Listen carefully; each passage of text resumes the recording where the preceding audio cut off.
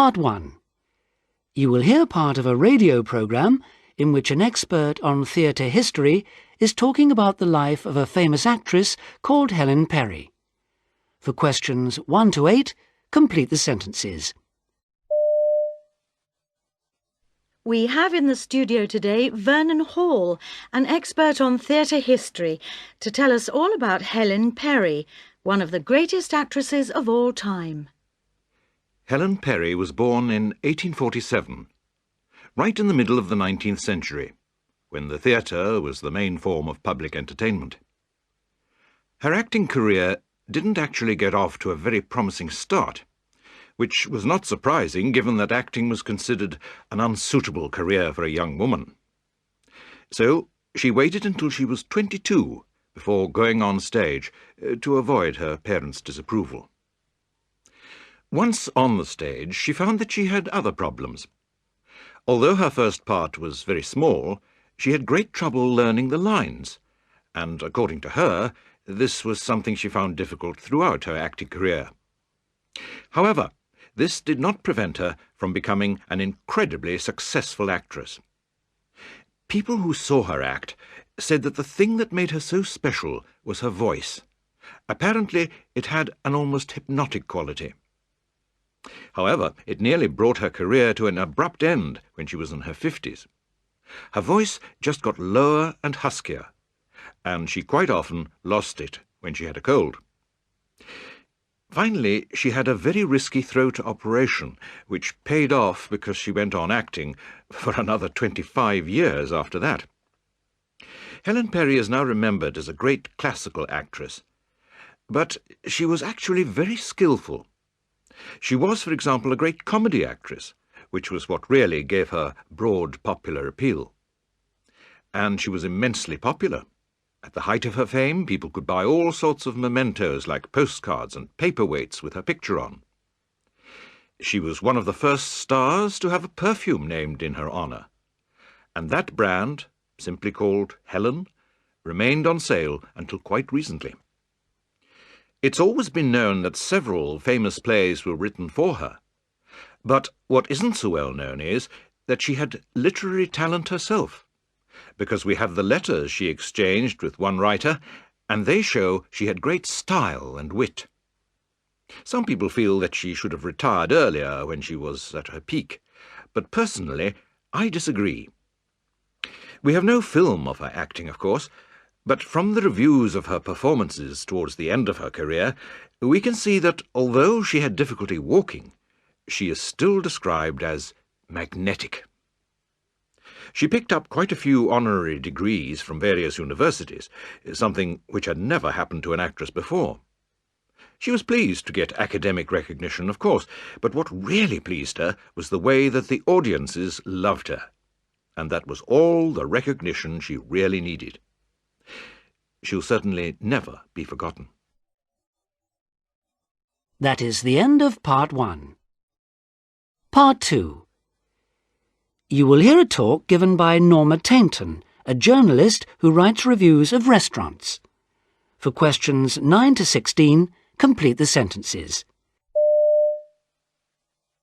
Good evening. My name's Norma Tainton.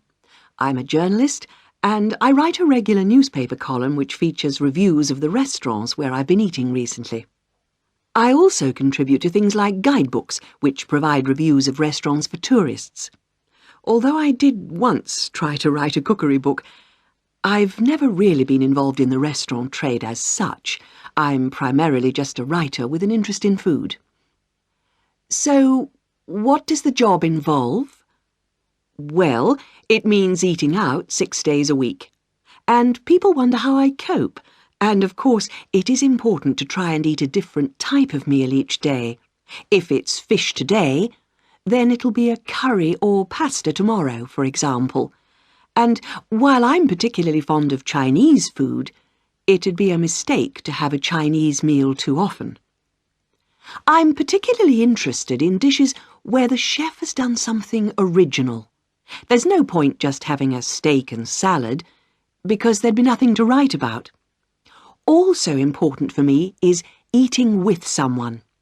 That way, I get to see other things from the menu, plus someone else's impression of the place. I also tend to rely on my guests to try the puddings too, because that really isn't my sort of thing, although I might just try a spoonful of a sweet to get an idea. I always carry a notebook in my handbag, but I don't take notes during the meal, preferring to scribble down my ideas when I get home. Sometimes, though, I need to note down any foreign words because it'd be embarrassing to get things wrong in another language. Of course, I don't have to pay for the meals I eat, but I try nonetheless to think about the price in terms of value for money. I think that's the most important service I can offer my readers. When it comes to the food, service, atmosphere and so on, I can only give my opinions. They decide if the whole package is worth spending their money on, so I don't make recommendations as such. I just offer factual information, rather than specifically recommending any one place. One thing people always say to me is that surely I'm now so well known that I get special treatment in restaurants. But nobody knows I'm coming, because I book a table under another name, so I don't receive different treatment from anyone else. People often ask me if there's one memorable meal I've eaten. That is the end of Part 2. Part 3. You will hear a radio interview with the writer Tom Davies. For questions 17 to 22, choose the correct answer A, B, C or D. My guest today is Tom Davies. He has written a series of highly acclaimed novels, as well as a play and 2 successful film scripts. He has said, "I love the solitude, the sheer pleasure of writing, the secret excitement." Tom, writing is a solitary business, but does it go on being exciting? Well, writing is an exciting process, although there are good days and bad days, obviously. I remember when I started, I used to sweat for so long over one sentence that it really wasn't much of a pleasure. But I've got past that stage, and yes, I do find that when things go well, when things are working out, it is very absorbing. But surely less secret these days now that you've won major prizes. Possibly. I recently read out a whole chunk of my work in progress at a literary festival because it's one way of trying these things out, whereas in the past I'd been too frightened that if I talked about what I was writing I would somehow lose control of it. But I think generally I don't talk about what I'm intending to write because I'm still not entirely sure myself which way it's going to go. But once something is down in a first or second draft, then you can try it out and see how it sounds. And you've said that at any one time there are as many as 10 or 15 ideas for novels floating around in your head. How do you choose which one to follow up? You've got to find the idea that's got the right kind of urgency, and it's not a rational decision. It's patience and luck and turning up at your desk every morning even when nothing seems to be coming. If you're not there, then nothing is precisely what will happen. But once I get started, then a good day would be 200 or 300 words. And then do you hone it? Do you go back over it? I go back all the time until I get to the stage when I won't look at it again because you need the distance of time to look back and see it from a different perspective. And is there anyone who you can then give this manuscript to and say, "Look, before I go any further, tell me what you think of this"? I give the finished draft to certain old friends who are permitted to be as brutal as they like. That's very useful because I think there's a danger for writers as they get older, as their reputations get established, that publishers won't tell them if they've any serious doubts about a piece. So sceptical friends are very important to give you the benefit of a truthful opinion. And you trust these friends? Absolutely. The first time I tried this, years ago, a friend of mine said, "Look, I think this novel's absolutely terrible. Put it in a drawer and forget about it." And I didn't speak to him for 18 months. But after that, I learnt that if you give someone your novel to read, you've got to allow them to say that kind of thing. These days, I wouldn't take it so personally. And although you've denied any suggestion that you write about yourself, there are actually all sorts of bits and pieces of you dotted all over your work, aren't there? Someone said that you can't write 200 words in a novel without giving something of yourself away, and I suppose that's true. Perhaps that's why I've always been a bit defensive about my work.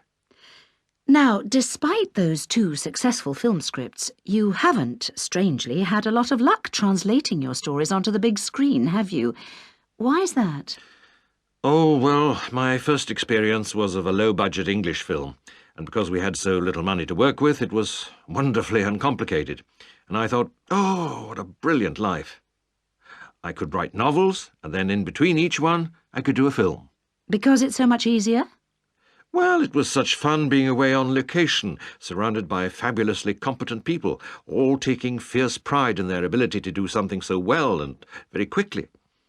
The panic of the ticking clock, the things going wrong and then somehow being solved at the last minute, all that was marvellous for someone who usually spends his time locked up in an empty room.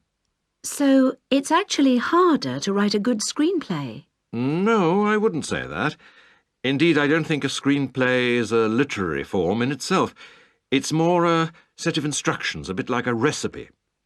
And you can fool yourself into thinking that you can see what's going to be on the screen, but actually too many people intervene in the finished product. You're just a part of the process. So it's quite unlike a novel where you're in sole charge, as it were. Tom, there, unfortunately, we have to leave it. Thank you so much. That is the end of part 3. Now look at the 4th and last part of the test. Part 4 consists of 2 tasks. You will hear 5 short extracts in which different people are reading from their autobiographies. Look at Task 1. For questions 23 to 27, match the extracts as you hear them with what each speaker is saying, listed A to H. Now look at Task 2. For questions 28 to 32, match the extracts with the feeling each speaker expresses, listed A to H. Speaker 1. So there I was. All of a sudden, it had all happened for me. All those years of struggle to become an overnight success. Lucky you, my friends said. But luck didn't come into it. Just perseverance in the face of all the rejection. And did it all seem worth it now that I'd finally made it? Well, I didn't have much time to get carried away with it all. The record company wanted the next record. How was I going to follow it? Had I used up all my inspiration? Was I just a one-hit wonder, destined to be instantly forgotten? These thoughts kept me awake at night. Speaker 2. That day the phone never stopped ringing. Everyone wanted to know, have you seen the paper? Well, imagine what it's like to have your photograph plastered all over the front page with a story like that. TV star in police inquiry, it said. And the article was full of things they'd just made up and plain lies. Well, it hadn't happened to me before and I wasn't really ready for it, but I thought, well, that's the way it goes. It's the price of fame, as they say. I won't even bother denying such a load of rubbish. So I didn't react, and pretty soon the whole thing had blown over. Speaker 3. I suppose I first realised what had happened when I went to my regular restaurant, and instead of showing me to my table, the head waiter asked me if I'd booked. I suppose most people would have got depressed, but in a funny sort of way, I was glad. I thought, I've made my money, and now there's a new generation of comedians taking over, and people don't find me funny anymore. But I'm not going to miss it. All those people coming up to you in shops and expecting you to be funny all the time. All those idiots telling you jokes in restaurants. Oh, it'll be bliss not to have to put up with that anymore. Speaker 4. So then I had to tell the others. We'd known each other since we were kids. We'd formed the band in our teens, and now I was going to tell them I was going solo. But I knew it was exactly the right thing for me to do at that time. We were right at the top, and the only way was down. And anyway, I'd got the feeling they'd had about enough. All that touring, it was wearing us all out. So I figured they wouldn't take it badly. In a way, they'd be glad I'd made the decision for them. And I was looking forward to taking up a new challenge. Speaker 5. The next day it began to sink in. My big break. My first major role in a major film, and I'd let it go. It was a strange feeling. I mean, I should have been devastated, but the more I thought about it, the more I realised they'd only been taking me for a ride. Just because I was a relative unknown, they thought they could get me on the cheap. Well, I thought, nobody treats me like that. I was right to tell them what they could do with their lousy offer. What a cheek! I almost rang them back to give them a piece of my mind, but I thought better of it. Still, better parts will come my way soon, I said to myself, and I was right. That is the end of Part 4. That is the end of the test.